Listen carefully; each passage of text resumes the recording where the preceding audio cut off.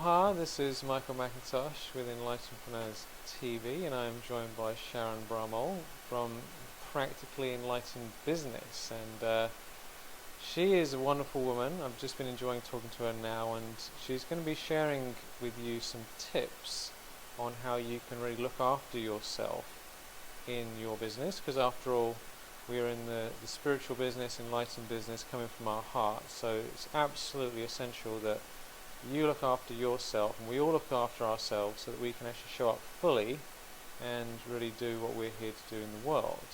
So I'm very excited to have Sharon with me, because Sharon is an expert in this area. And I was just showing with Sharon that I've been having a bit of a long day, a lot of stuff been on my plate, so I'm looking forward to what she's going to say. Thank you, Michael. It's a pleasure to be here with you. And I feel like I'm getting to absorb a little bit of that Hawaii vibes through the ethers here. Fantastic. So let me just tell you a little bit how I got started. I wasn't just out of the box this self-care expert. At the end of doing massage full time for a year, I really loved what I was doing. I knew that I wanted to keep doing it, and I was incredibly depleted. And it isn't that I didn't have self-care in place. I had a yoga practice. I was exercising and had good friends. So I had some really good things in place, but I didn't have the right strategy and approach. And I knew that I wanted to keep doing this for the long haul. And if I wanted to, then, and this has been 21 years ago, I knew that I had to do something differently. So that's what I did, and it worked, fortunately. So I'm still here, as a self-employed person this many years later. And what I found then when I started helping other people with their businesses, people that are social conscious entrepreneurs, healers, artists, those kind of people, that they had the same issue, that almost, I think, just like everybody I worked with, were experiencing some of the same things, that they were bright people with tools, and yet for some reason they also were finding that their self-care just wasn't quite supporting them in the way that they had hoped. Either for some people it can be little things, like your experience. I mean, clearly you take good care of yourself. You're shiny, healthy looking person. And so, it can be little ways that you just feel like on a particular day, maybe you're out of balance a little bit. And for some people, it can be really big things that they find that their joy is just completely gone for this thing they love doing, or they feel just totally burned out, or they're ready to quit what they had started out to do. So it can be anything in that range. And I found so I really paid attention, because I wanted to know, like, what is this about? Because like I said, these are smart people with tools. And I found that there were some common roadblocks that people bump up against. And I don't know, have you found that to be true in your work, that they're just some common things? Absolutely, yeah. There Yeah. seems to be a lot of patterns, and I remember my first encounter with entrepreneurs were my friends who were musicians. Yeah. So yeah, absolutely. And they were great musicians. They did lots of meditation. They had a great morning practice, but somehow towards the evening they started eating crazy foods and like not taking care of themselves and drinking too much coffee, and and getting burnt out, and then start to get a little bit ratty, and so I've seen the same thing again and again and again, actually. Right. So one of the things that I saw, one of the consistent kind of themes, was that people were misinterpreting what self-care is, at least from my perspective. So people, I think of it as sometimes this almost like a punishment kind of thing, or it's a hardship. You have to work out really hard. You have to eat this austere diet. You have to set so many hours on the meditation cushion to have this right self-care, or this perfect vision of self-care. Or they look at somebody like you and they say, okay, I want to do what he's doing, because he looks like he has his act together. And so who would be called to that? Not, I don't mean who would be called to what you're doing, but I mean, it's, if it seems like punishment, or it sounds like a really hard thing, of course people don't want to do it. It's just there's nothing appealing about it. So My definition is a little different in that I see self-care as number one, it has to be really individualized. It's got to be a really holistic. In that I see that sometimes people they choose a self-care path based on oh like maybe their mind is really directing them or their body. They notice their body is kind of breaking down or giving them some messages. So they listen to their body, but they're not at the same time listening to their spirit or listening to their emotions. And so it has to be really sustainable and something that the person will stay with for the long haul. It's got to be something that speaks to the whole of them: body, mind, spirit, emotion, and energy. And it's I see sometimes people do these what I would call random acts of self-care where they kind of get in a flurry either because they have a day they think, okay, I'm gonna get a massage, take a bubble bath, and that's great, but it isn't necessarily like a long-term solution. Or they have a crisis and so they jump on it. But it's not like inviting the whole of them into the process. So that's kind of the first roadblock I see is really getting the right definition for self-care. That's great. Absolutely. Yeah, I totally agree with that. My book, Living in Magic, is based on these different areas of life, and we have to have our spiritual, mental, emotional, physical, environmental, social, and the whole thing taken care of. Otherwise, one aspect will sabotage the other aspects. Yes, And that's so important because someone might be really great on one level, but the other level is, basically bankrupt, and it comes and takes over the whole of their life after a period of time.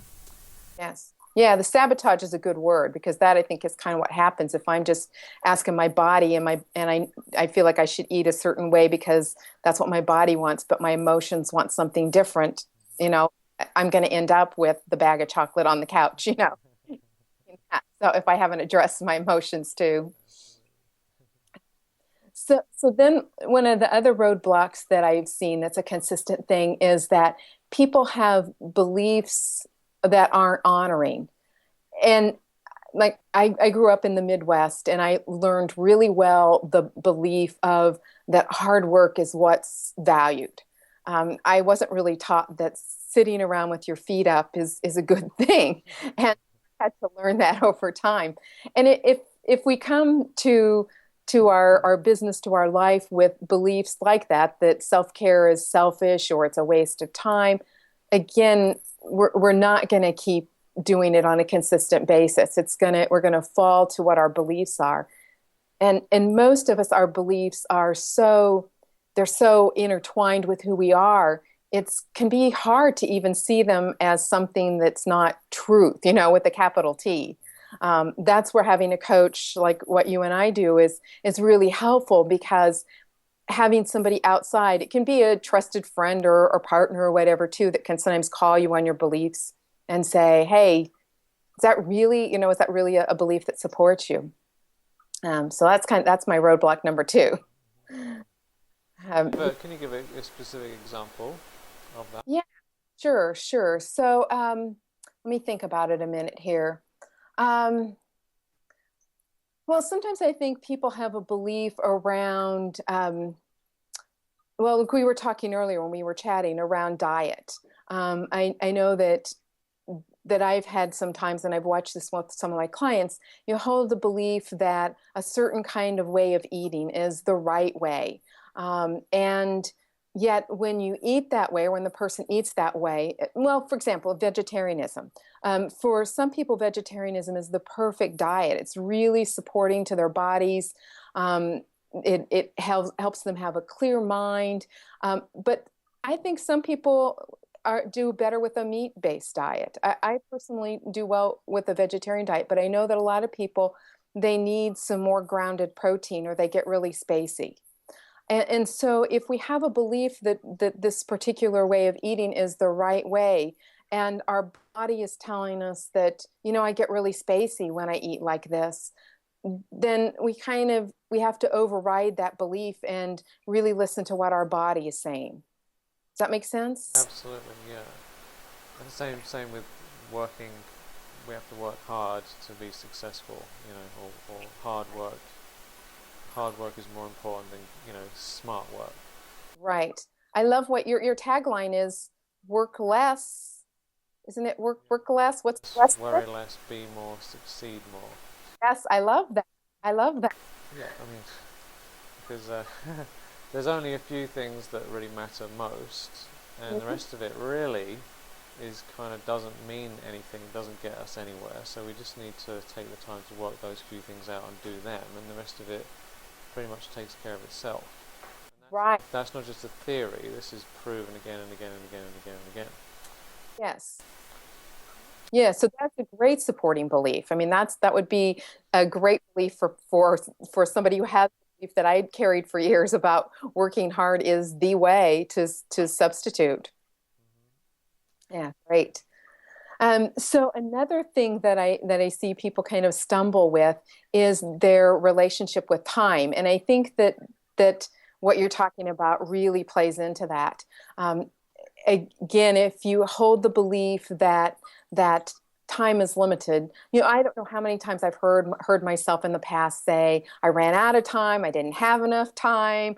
And once I stopped saying that, it really was a big shift just in not saying those words. Instead of saying I have plenty of time, time is abundant, if partnering with time instead of trying to manage time. I always think about time management as like you're trying to wrestle this thing into a box or cage or something and whip it into shape and manage it, uh, instead of partnering with it and saying, oh, you're my friend, and how can we flow together here.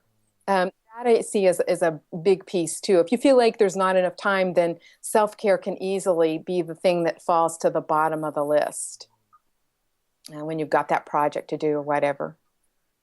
That's a real crazy one now. Have to admit, I'm still haven't 100% integrated this deeply, deeply, deeply, although I have to some degree. But the reality is time does just keep coming again and again and again, doesn't it? It doesn't actually ever stop coming to us. So Right. Well, it's a work in progress for me as well.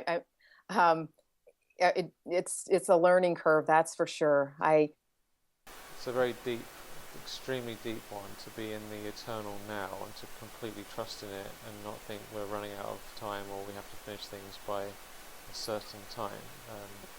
But I'm up for the challenge. Well, I find that for both myself, because I tend to get into this trap of, I've got to just do a little more on the computer. I've got to work a little hard, or I gotta complete this project. Oh, and then I'll do one more thing, and I have to tell myself step away from the computer, because I'm not being productive anymore. And when I do that, then I find that half hour I spent walking or doing anything else, just taking some time for me is exponential in terms of what I get back because I come back so refreshed. That's so true. I find that the more time I spend in nature, the more Mhm. stuff I get done in a week. Even though it doesn't make any sense, but I've consistently Right. found it. It's very, very weird. Yeah, this is when you have to kind of surpass your or bypass your conscious mind because it isn't logical that we get more by doing less, is it? It does. But it works. Yeah, well, it's revolutionary, so it's going to have a little bit of resistance to break through it. Yeah.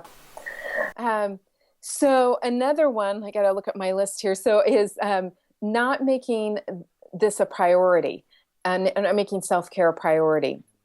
And I think that sometimes it's just people haven't lined up the benefits, how they match up with what they want to achieve. Um, so you know how when people they're going to go to a wedding or their high school reunion and they lose weight that they've been wanting to lose forever, but they somehow manage to do it now that they have this benefit attached to something that they're really motivated for. And I think that you can use that same principle. So if you can look at what you want to do, you have this big dream. You want to serve people in a certain way. You want to live your life in a certain way.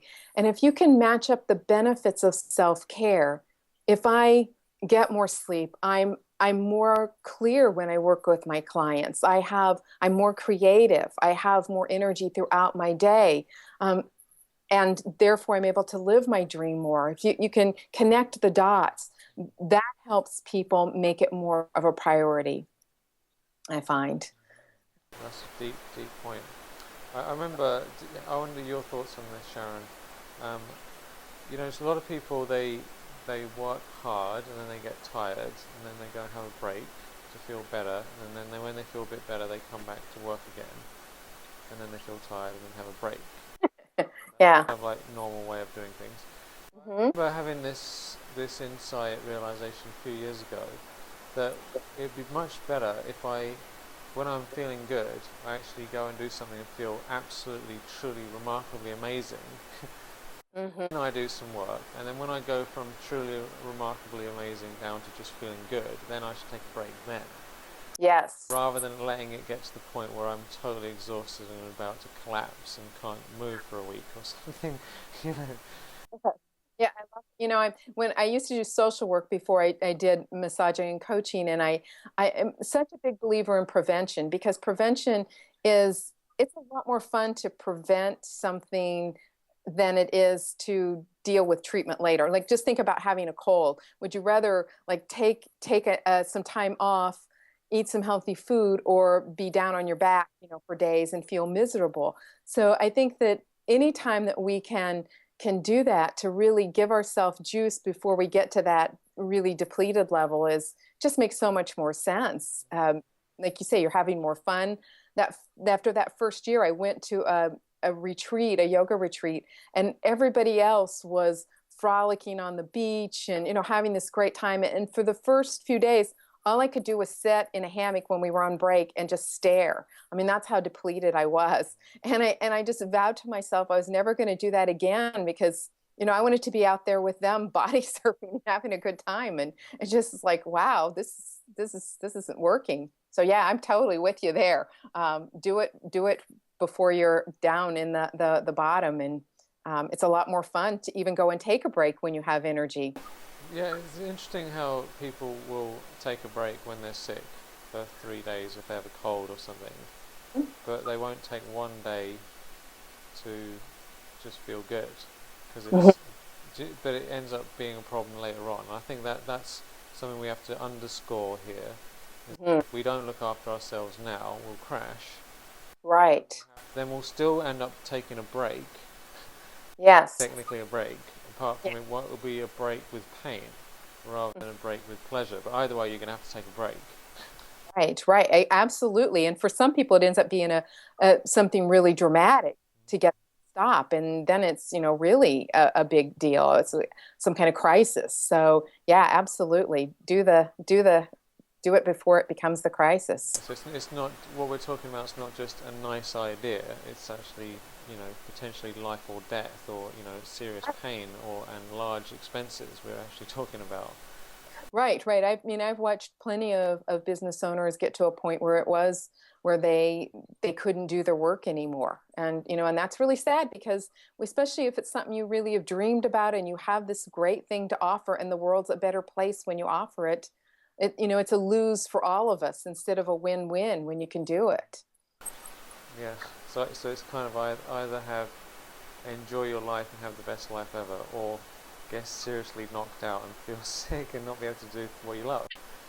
There's your choice. Cake or death. Cake or death. So, Which yeah. is fine. I actually, for a while, when I first was doing some of this, I would take pretend sick days, because I'd realize when I was sick, I'd be at home and I'd have my tea and toast in bed or whatever, and but I didn't feel good. I didn't feel like reading a book. And it's like, well, this sucks, because now I have a day off, but I don't feel good. I don't feel like doing anything. So I would do this pretend sick day where I'd stay in bed with my tea and toast. This was my remedial work. I don't need to do that anymore. I'd stay and I actually felt good. So I'd read a book, and then after a while I'd get bored and I'd want to get up and do things. And so it was a great way for me to kind of get my toe wet and pretend, but without actually, and then I didn't get sick anymore. That's an Uh, absolutely brilliant tip you just gave there. That's like pure gold. So take sick days. yes, yes. Pretend sick days. Yeah, yeah. I'm sure lots of people would love to just curl up with some toast and tea in bed and not do anything for half a day. Yeah. And I think sometimes people think it has to be a big thing. It's like I've got to take days off or whatever.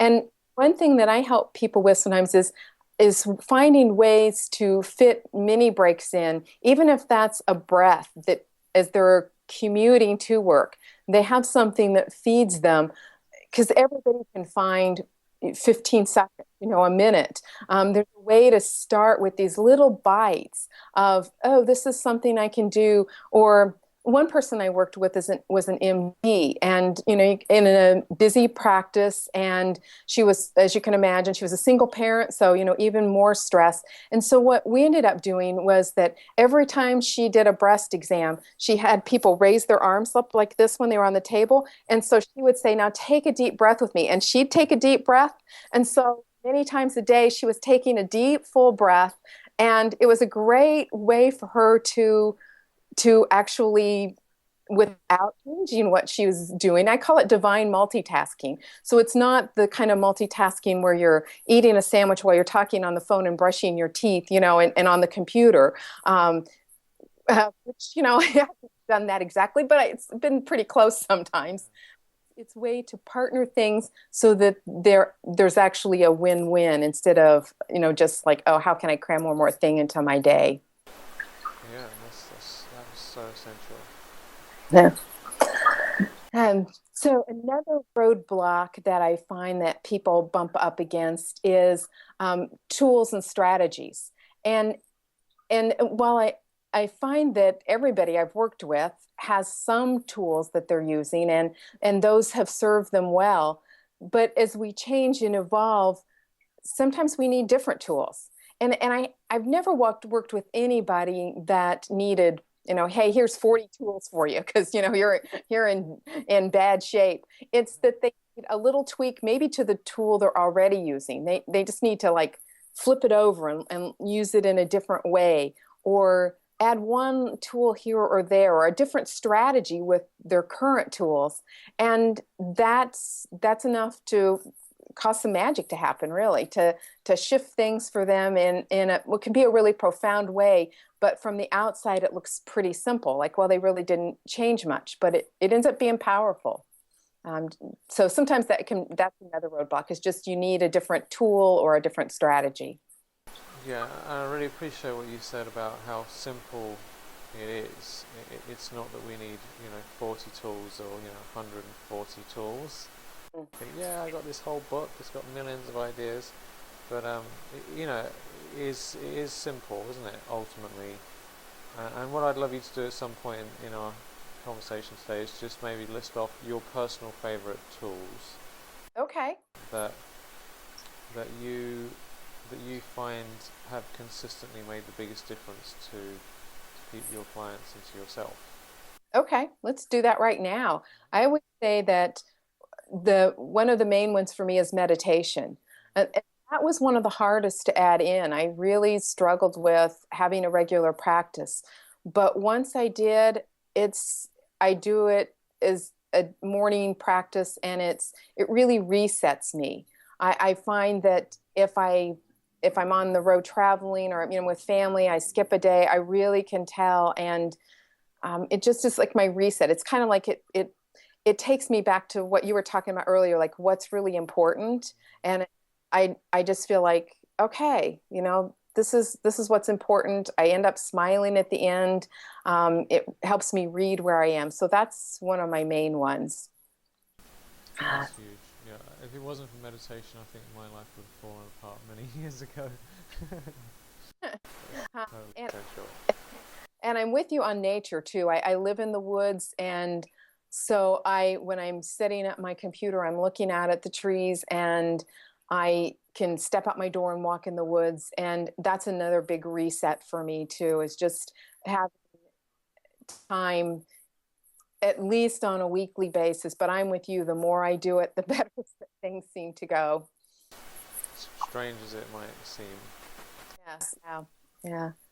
And movement would be a third one. I I do yoga. I've taught yoga for years. I'm not currently teaching, but it's still a really important part of my life. And I do teach it to my coaching clients to, to say, here's a good pose for you for what's going on, but I'm not doing a formal class.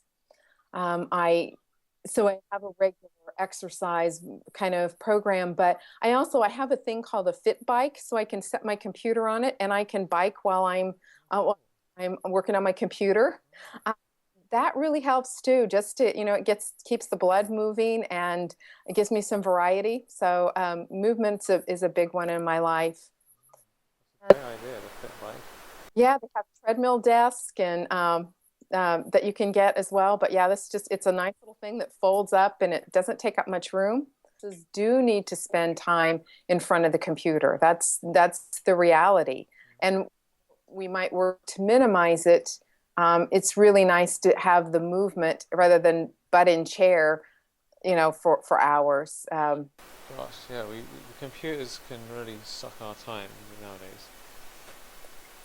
Yeah, so a couple other tools. One I would say is food is one of the main things for me because I really notice if I eat certain things, how much it zaps my energy and affects my sleep in a negative way, and then other things that just leave me feeling really clear. And I think I'm more connected to spirit as well when I'm eating a clear, cleaner diet. And so that's a really important tool for me.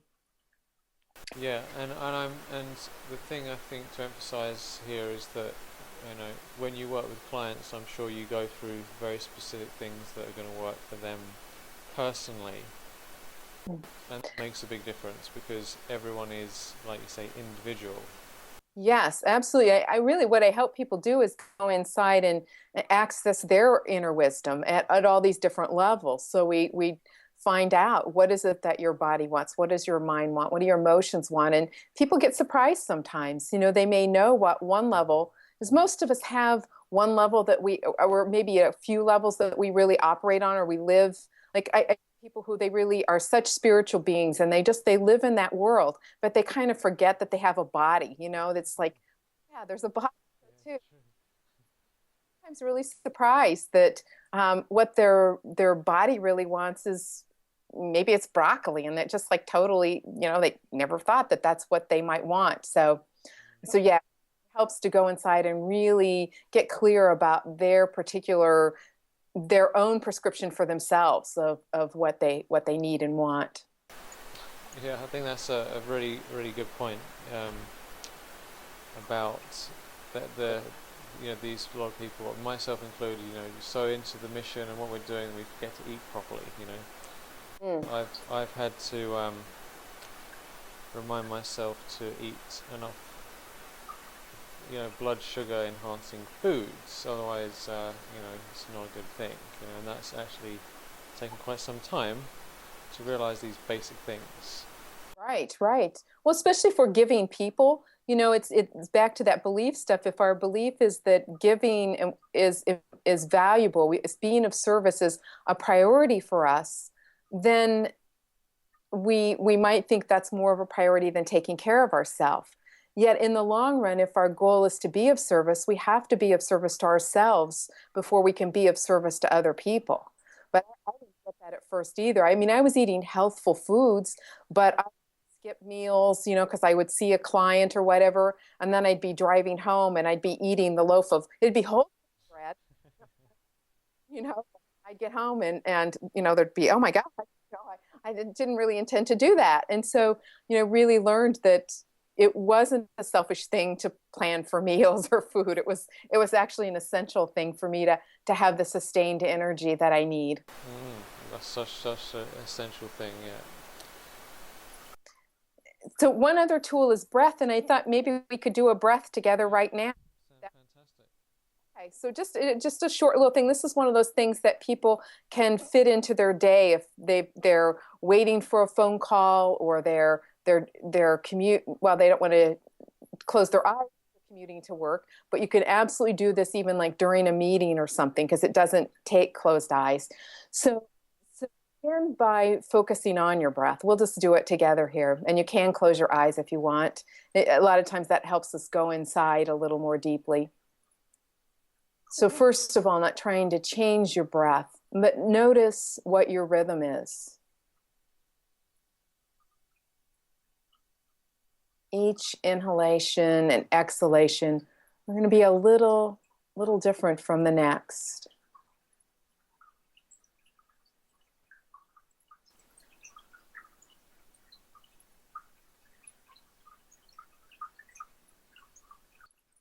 And the next time you breathe in, follow your breath all the way to that point where you're filled up, your natural breath, and then find the pause that happens at the end of your breath. You're not trying to change that pause, but notice with each inhalation at the end of that, you get to rest. There's a little moment of stillness. And then you'll let your breath continue in and out. So each time you come to that inhalation, finding that little pause, letting yourself be held by that pause. It's like this little suspension of doing.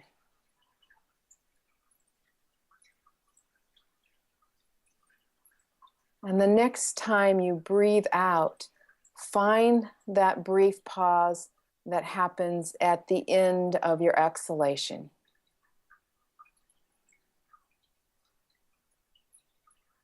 Notice how this pause feels compared to the pause at the end of your inhalation. And if it feels comfortable, you can even extend those pauses just a little bit, letting yourself have just a little bit more rest, a little more renewal, letting go with your exhalation, resting in that emptiness, and filling back up with your inhalation.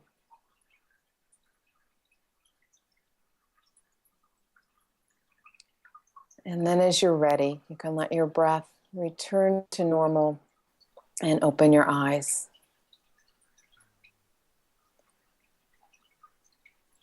So that may be a minute. I didn't time it, but not very long. Do you notice any change at all? Yeah, that was fantastic. I always feel just taking those moments, but yeah, I feel like I've gone on a vacation and come back. Mm-hmm. Yeah, it's really true, isn't it? And so if somebody feels like I can't take a vacation, then this is a way they can do a little mini vacation throughout their day. Because again, who can't do this in the shower, do it when you're on the phone, do it, just find who you compare this with on a regular basis, and you'll start to notice that you do slow down a little bit, that you feel a little more rejuvenated. Yes, it's just the simplest things that make all the difference, isn't it? That's what I'm hearing from what you're sharing is it's not rocket science, this is basic stuff. It's just a matter of actually doing it again and again and again.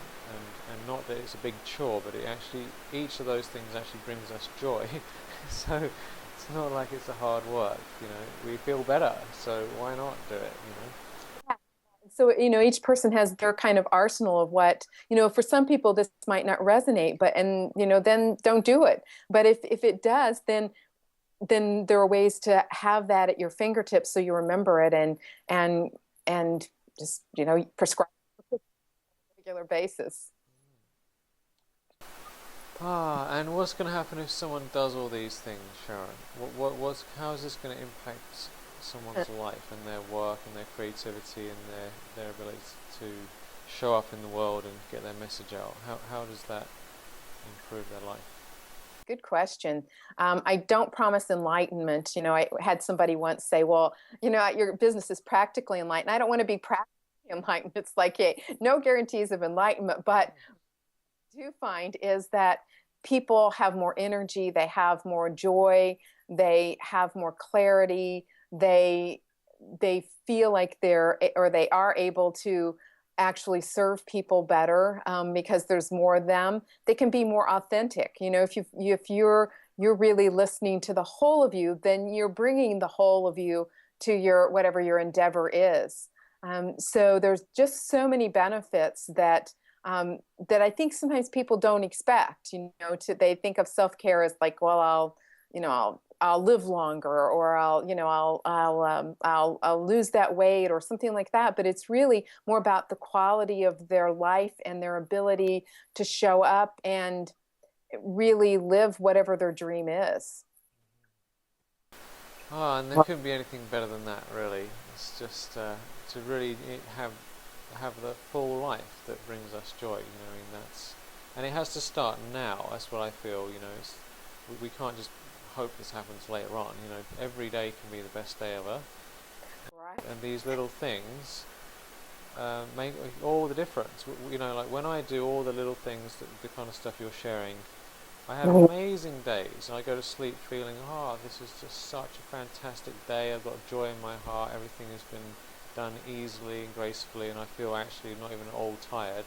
And days when I just neglect this stuff, I just feel like gradually dying. You know, like, and it's such a black and white contrast, day and night contrast, that it's just not worth missing this stuff, really. I mean, and I've been. No one's been telling me what to do for at least 15 years, so I've been completely in control of my life.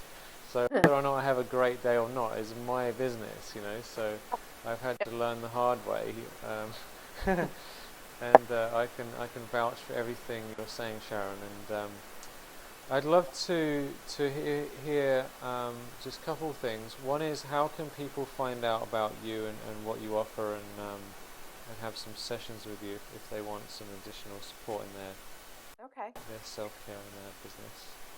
And my website is practicallyenlightenedbusiness.com, or also my name will work too, which I'm assuming will be connected with this somehow. So they'll know how to spell it. And when they go to my website, they'll find a navigation tab that says free gift. That's a great place to start. It'll give them a little toolkit that they can use with some simple things that they can start integrating into their life to start this process. So that's a great way. Plus, they'll be on my e-zine list, so they'll get continued tools and information about what's going on. As well. And if somebody feels like, wow, this is exactly, I'm ready. I know this is what I need to do. I need to up level what I'm doing in this area.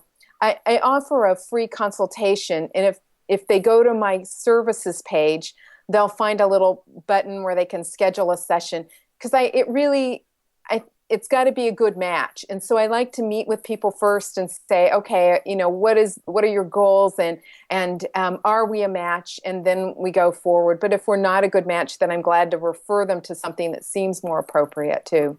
Fantastic. So I encourage everyone listening, watching this, to go to my website, practicallyenlightenedbusiness.com. Practically Enlightened Business, sorry. That's get the free kit, and then, you know, if it's right for you, set your session up, and I'm sure it'll be hugely beneficial for you just to talk to Sharon. I've been enjoying myself talking to Sharon today. Thank you. And she's, as you can see, got lots of golden tips and tools, and ultimately, you know, like we said earlier, if we don't look after ourselves now, we have to pay the price later, and obviously people keep putting things off because it's not obvious. That's how come people get cancer and various diseases, because they don't take it seriously now. But more than that, you know, for us as spiritually minded entrepreneurs, just having the best day ever is in itself, you know, the goal. You know, like, why put it off for later? Why not have an amazing life now? Right. And allow your joy and your wonder and all the inspiration you get from feeling amazing to come into your work, you know, rather than plodding away. And I'm guilty of working too hard sometimes myself, despite knowing better. But I get such a kicking for doing that I can't do it too much. And I really have to look after myself and come from a place of divine inspiration. Otherwise, life is it really just doesn't feel like worth living, to be quite honest.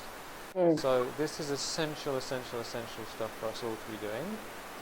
And it's been a great honour talking to you, Sharon. I'm really joyful talking to you and listening to your tools. And just finally, any final thoughts that you might wanted to share with people? Any last little tips or just final word would be great. Okay. Well, I want to piggyback on something you just said, that I don't expect anybody to be perfect at this. I'm not perfect at this. And I've honed an expertise in this because I needed it so desperately. And every day my goal is to do my best. That doesn't mean every day I have reached perfection. But I'm with you. It's like on the days that I do, it's like I go to bed with a smile on my face and I wake up with a smile, and the rewards are so strong and so obvious. And the opposite side is on the days that it falls short, or I'm not living it quite as much. I get that. I like discomfort. I don't like being low energy. I want to do this stuff, and so it's really quick for me to start looking at it and say, okay, I need to tweak something here. But I don't think anybody, I mean, if people are seeing this thinking, oh, I'm not doing this perfectly, which I see sometimes, is that they have some shame around it. That's, I guess, back to one of those non-supporting beliefs, is that the goal isn't perfection. The goal is just to support ourselves and be as nurturing to ourselves as we can. And yeah, just we do the best we can. That's the goal. Yeah, and realistically, any tip or any movement forward in that direction is extremely powerful. So it doesn't have to be every single thing, but just anything at all is great.